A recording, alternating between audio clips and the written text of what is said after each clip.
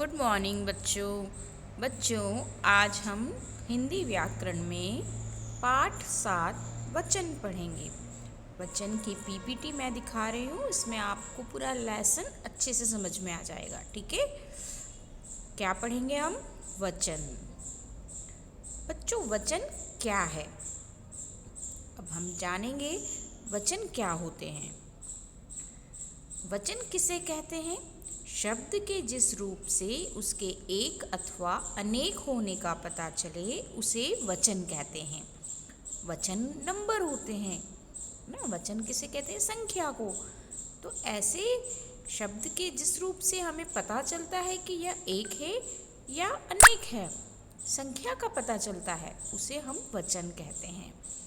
वचन कितने प्रकार के होते हैं? वचन 2 प्रकार के होते हैं, एक वचन, बहुवचन। कितने प्रकार के? एक वचन, बहुवचन, 2 प्रकार के। अब एक वचन किसे कहते हैं? संज्ञा के जिस रूप से एक वस्तु, प्राणी या पदार्थ आदि का पता चलता है उसे एक वचन कहते हैं। मतलब संज्ञा के जिस रूप से हमें एक का पता चलता है, एक संख्या का, उसे एक वचन कहते हैं। जैसे बच्चा, कपड़ा, माता, पुस्तक, बकरी, गाड़ी, लड़का, नदी, गाय, सिपाही, बेटी, घोड़ा, टोपी, बंदर, मोर, माली, अध्यापक आदि। इसी तरह बहुवचन किसे कहते हैं?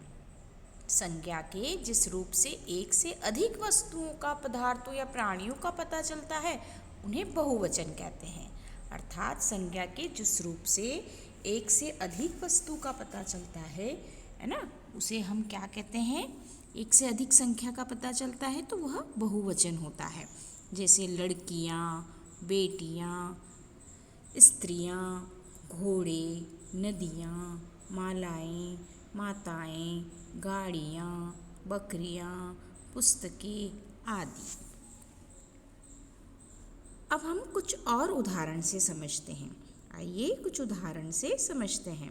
जैसे केला, एक वचन, एक केला, बहुवचन केले, कलम, कलमें, पुस्तक, पुस्तकें, चिड़िया, चिड़ियाँ, नदी, नदियाँ, कला, कलाएं, धातु, धातुएं, जल, जल, फूल, फूल।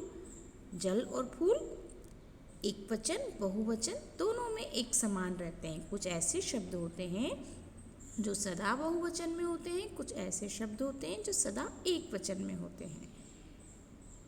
अब हम अपनी पुस्तक के कुछ उदाहरण देखते हैं।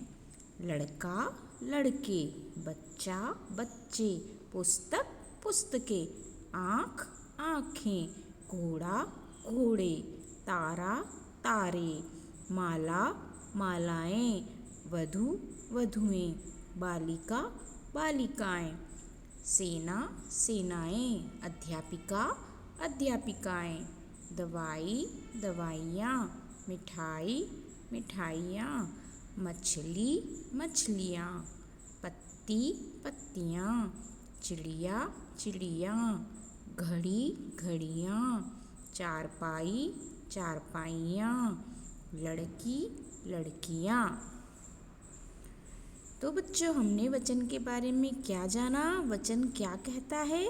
संख्या का मैं बोध कराऊं, वचन तभी बच्चों कहलाऊं। एक का बोध कराता जो, एक वचन कहलाता वो।